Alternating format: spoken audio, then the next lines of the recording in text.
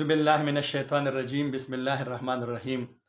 تاریخ آگاہی چینل کی طرف سے میں ہوں ڈاکٹر افتخار احمد یوسف زئی۔ دوستو،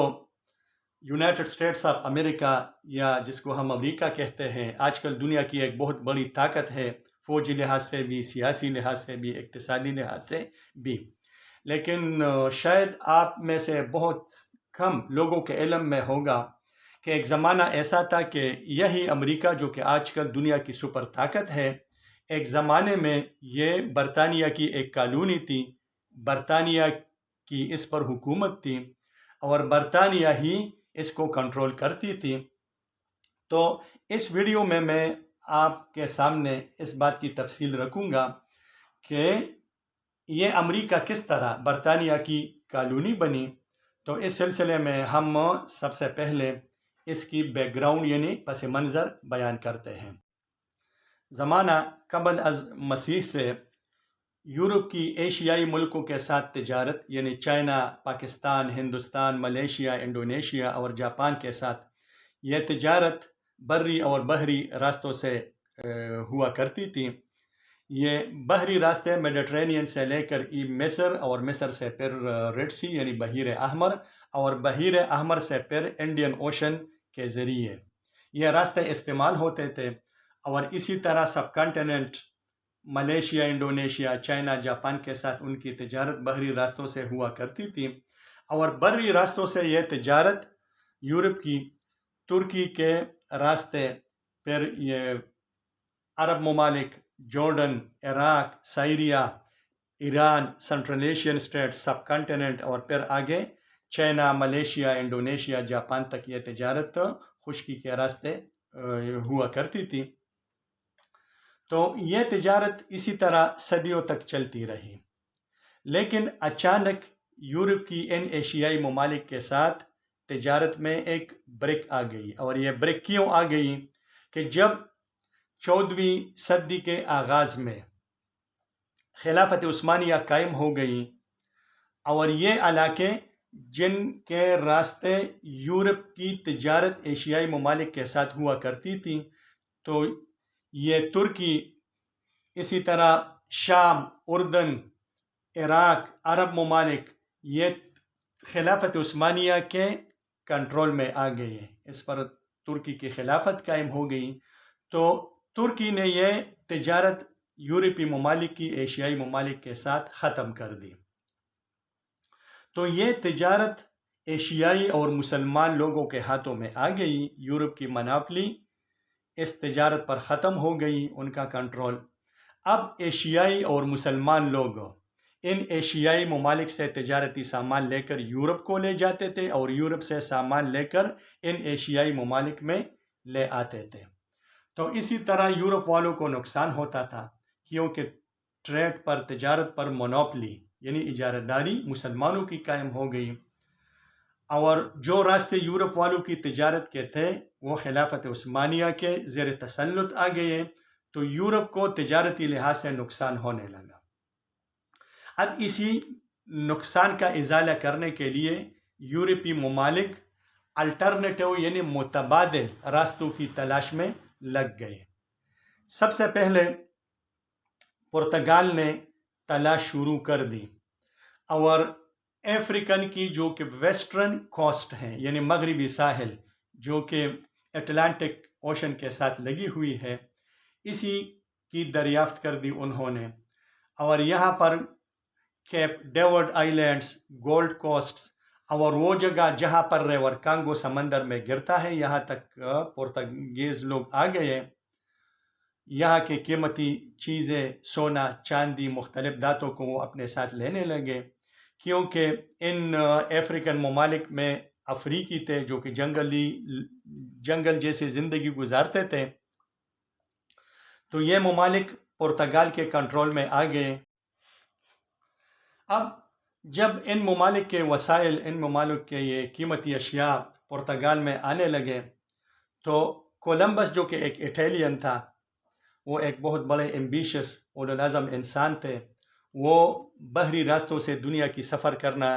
چاہتے تھے، مختلف علاقوں کو ڈسکور کرنا چاہتے تھے۔ تو وہ اگرچہ پیدائشی طور پر اٹیلین تھے، اٹلی کے تھے، وہ پرتگال آ گئے، پرتگال کی بادشاہ سے ملاقات کی اور درخواست کی کہ اس کی اعانت کی جائے، امداد کی جائے، تاکہ وہ مغرب کے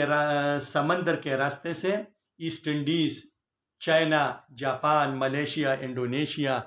ان ممالک کا سفر کرے اور ان ممالک کے ساتھ بحری تجارتی روابط قائم کرے۔ اس سلسلے میں ایک بات آپ کو بتاتا چلوں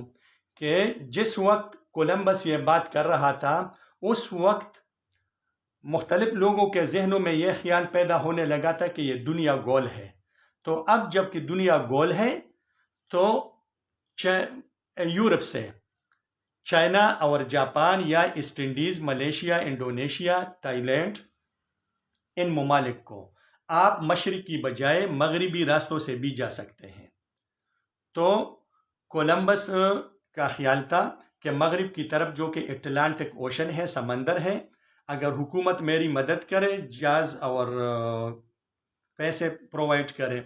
تو میں اسی اٹلانٹک اوشن کے ذریعے ان ایشیائی ممالک کو پہنچ سکتا ہوں، ان کے ساتھ تجارتی روابط قائم کر سکتا ہوں۔ تو پرتگال کے بادشاہ نے انکار کر دیا۔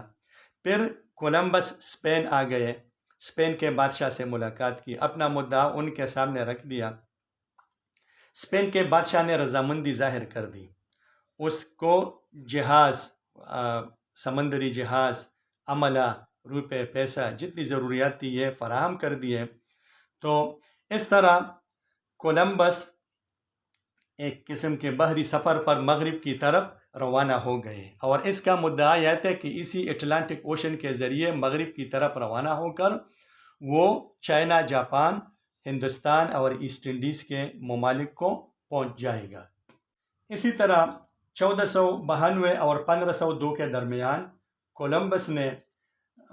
4 سفر کر دیے، اور پہلی سفر میں جو کہ 1492 میں انہوں نے آغاز کر دیا، ان کا خیال تھا کہ وہ اٹلانٹک کے راستے مغرب کی طرف روانہ ہو کر وہ چائنا اور جاپان پہنچ جائے گا، اور وہ اس امید میں تھا کہ آخر کار وہ ایشیا کی سرحدوں کو پہنچ جائے گا۔ لیکن جب انہیں خشکی نظر آئی تو وہ جس سرزمین پر پہنچا وہ نہ چائنا تھا نہ جاپان تھی، بلکہ ایک نیا براعظم ان کو نظر آیا، اگرچہ اس وقت تک ان کا تو یہ خیال تھا کہ یہ چائنا یا جاپان کی شاید سرزمین ہے۔ اور اس کی وجہ یہ تھی کہ اس وقت تک یہ امریکہ کی جو 2 کنٹیننٹس ہیں، نارتھ امریکہ اور ساؤتھ امریکہ، جس کو لیٹن امریکہ بھی کہا جاتا ہے، دنیا اس سے بے خبر تھی۔ ان کو پتہ نہیں تھا کہ اٹلانٹک اوشن اور پیسیفک اوشن کے درمیان ایک بہت بڑا لینڈ ماس ہے جو کہ 2 کنٹیننٹس پر مشتمل ہے۔ تو جن جزیروں پر وہ پہنچا وہ بیسیکلی بہماس آئی لینڈس تھی۔ بعد میں کولمبس نے ان کا نام سان سیلواڈور رکھا۔ وہ کیوبا اور ہیٹی بھی پہنچا۔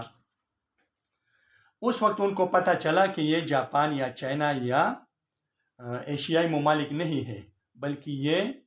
ایک علیحدہ بر اعظم ہے، ایک بہت بڑی لینڈ ماس ہے، ایک بہت بڑا علاقہ ہے۔ اسی طرح 1493 میں دوسری سفر کر دی انہوں نے، 1498 میں تیسری سفر پر روانہ ہوئے اسپین سے، اور تیسری سفر میں انہوں نے ٹرینیڈاڈ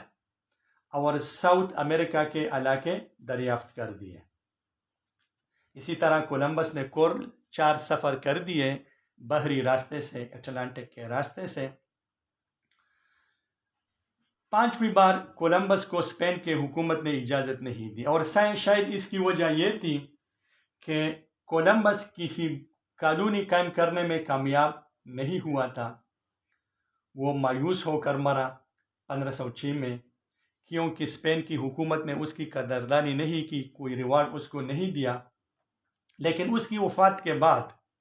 اسپین والوں کو اندازہ ہوا کہ کولمبس نے جن سفروں کا آغاز کیا تھا، جس اقدام کا آغاز کیا تھا، اسپین کو اس میں ایک تسلسل قائم رکھنی چاہیے، برقرار رکھنی چاہیے۔ تو اسپینش حکومت نے پھر مزید لوگوں کو بھیجا تاکہ ان علاقوں کو کالونی کی شکل میں اسپین کی حکومت کے لیے فتح کریں۔ کولمبس نے ان علاقوں کو دریافت تو کر دیا، لیکن ان علاقوں کا اپنا کوئی نام نہیں تھا۔ کولمبس ان علاقوں کو نیو ورلڈ یعنی نئی دنیا کہا کرتا تھا۔ 1507 میں ایک جرمن پروفیسر نے اس کا نام امریکہ رکھ دیا،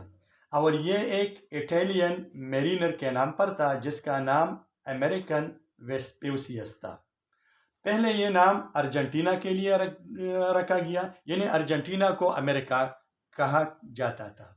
بعد میں یہ نام لیٹن امریکہ یعنی ساؤتھ امریکن کانٹیننٹ کے لیے مخصوص کیا گیا۔ صرف لیٹن امریکہ یا جنوبی امریکہ کو امریکہ کہا جاتا تھا۔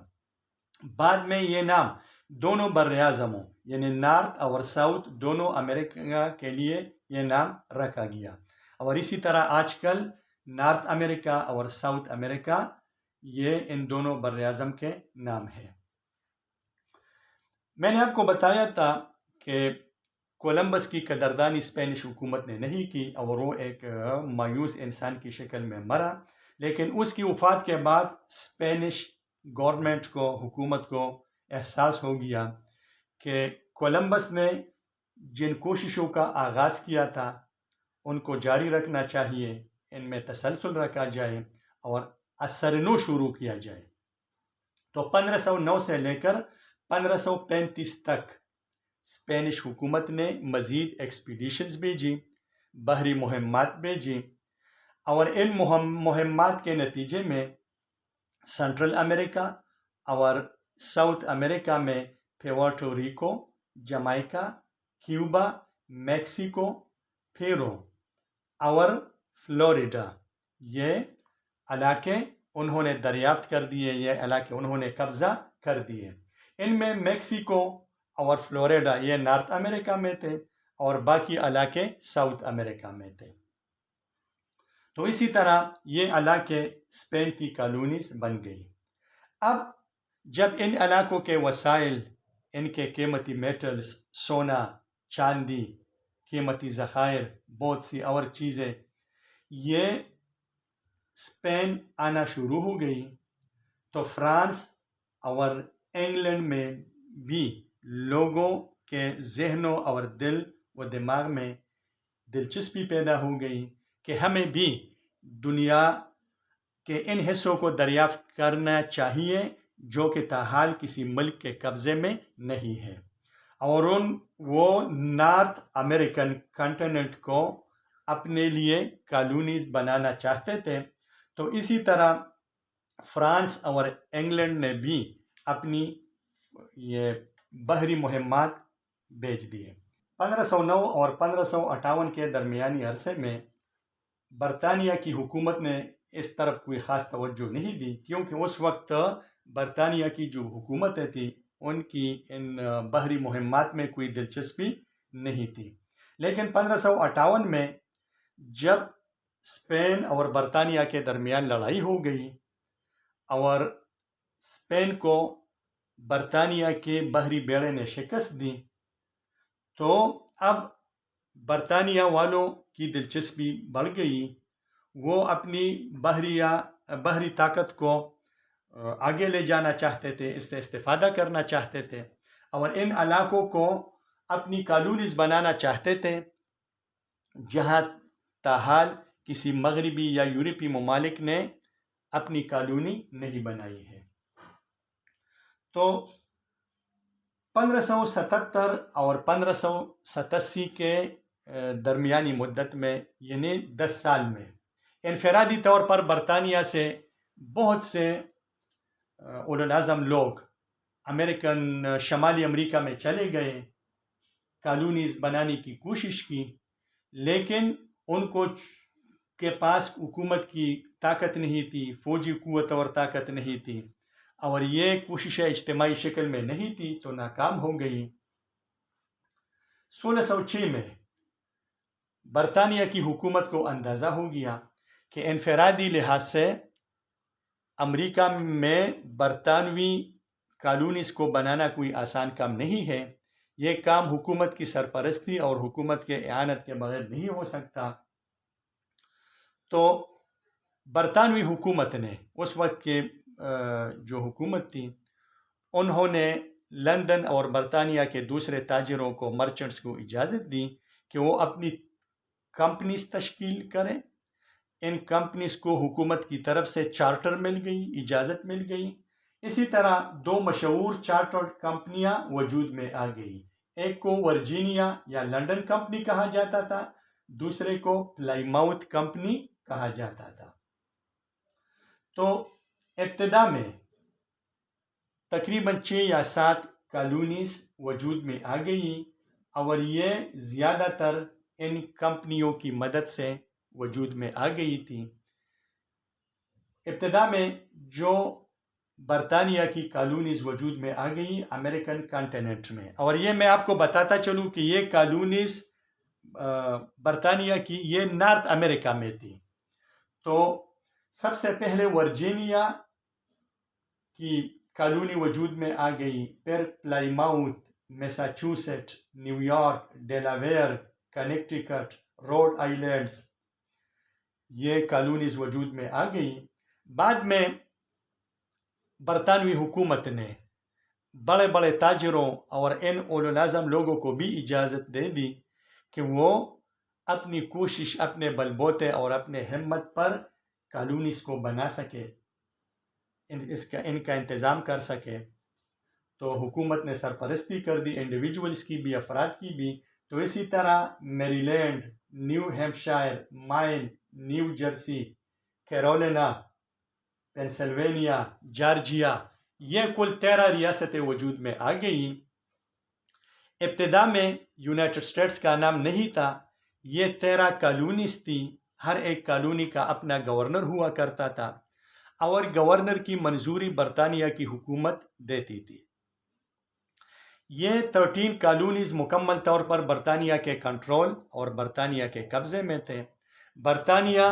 ان کے لیے قوانین بھی بناتی تھی، برطانوی پارلیمنٹ اور برطانوی حکومت، اور ان کالونیز کے وسائل کو برطانیہ کے مفادات اور برطانیہ کے فائدے کے لیے استعمال کیا جاتا تھا، اور ان کالونیز میں آباد کاری کے لیے برطانیہ سے انگریزوں کو لایا جاتا تھا۔ سب سے پہلے ان کالونیز کو جن مشکلات کا سامنا کرنا پڑا، اور ظاہر ہے کہ برطانوی حکومت ان مشکلات سے نبرد ہونے کے لیے ان کالونیز کی مدد کیا کرتی تھی۔ ابتدائی مسائل 2 قسم کے تھے۔ ایک تو ان کو خطرہ ریڈ انڈینز کی طرف سے تھا، جو کہ اسی بر اعظم کی قدیمی باشندے تھے، سینکڑوں ہزاروں سالوں سے یہاں رہا کرتے تھے، لیکن وہ اس وقت غیر مہذب تھے، انسانی تہذیب و تمدن کے بالکل ابتدائی سٹیج میں تھے، لیکن وہ ان یورپین سیٹلرز، ان کی آبادکاری کے مخالف تھے۔ وہ ان آبادکاروں کو اپنی آزادی اور اپنی حقوق کے راستے میں ایک رکاوٹ خیال کرتے تھے، اپنے لیے خطرہ سمجھتے تھے، تو وہ ان کالونیز پر اور یہاں پر آباد انگریزوں پر حملے کیا کرتے تھے، لوٹ مار کیا کرتے تھے۔ اور دوسرا مسئلہ فرانسیسیوں کی طرف سے تھا، کیونکہ جس طرح برطانیہ نے ان علاقوں میں اپنی کالونیز بنائی تھی، تو اسی طرح فرانس نے بھی نارتھ امریکہ میں کالونائزیشن کی پروسیس شروع کی تھی، بہت سے علاقوں کو اپنے کنٹرول میں لایا تھا۔ تو ابتدائی سالوں میں، بلکہ کافی عرصے تک، یہ برطانیہ کی 13 کالونیز، ان کا اکثر مقابلہ ریڈ انڈینز کے ساتھ، فرانس کی کالونی اس کے ساتھ، اور جو اسپین کی کالونیز تھی ان کے ساتھ ان کی لڑائیاں جھگڑے ہوا کرتی تھی، اور یہ امریکہ کے ابتدائی مسائل اور مشکلات تھے۔ دوستوں، اسی ویڈیو سے آپ کو اندازہ ہوا ہوگا کہ یورپین ممالک اور خصوصیت کے ساتھ اسپین اور برطانیہ نے کس طرح امریکہ کے ان دونوں براعظموں کو دریافت کر دیا، اس میں اپنی کالونیاں بنائی، اور برطانیہ کی یہ جو 13 ابتدائی 13 کالونیز تھی، یہ کافی عرصے تک برطانیہ کے قبضے میں رہی، اور آخر کار 1776 میں ان 13 کالونیز نے مدر کنٹری یعنی برطانیہ کے خلاف اعلان جنگ کر دیا اور اپنی آزادی حاصل کی، اور یونائٹڈ اسٹیٹس ریاستہائے متحدہ کے نام سے ایک نئی ریاست کو وجود میں لایا۔ تو آنے والی ویڈیوز انشاءاللہ یہ اسی یونائٹڈ اسٹیٹس کی تاریخ کے حوالے سے ہوں گی کہ کس طرح یونائٹڈ اسٹیٹس وجود میں آیا، کس طرح اپنی آزادی حاصل کی، اور آزادی حاصل کرنے کے بعد ایک آزاد اسٹیٹ کی حیثیت سے کس طرح اپنے وجود کو برقرار رکھا، سفر کو جاری رکھا، اور کس طرح ایک سپر پاور بن گیا۔ تو آپ کو انشاءاللہ یونائٹڈ اسٹیٹس کی تاریخ اور فارن پالیسی کے حوالے سے مختلف ویڈیوز دیے جائیں گے اور آپ کے معلومات میں انشاءاللہ اضافہ ہوگا۔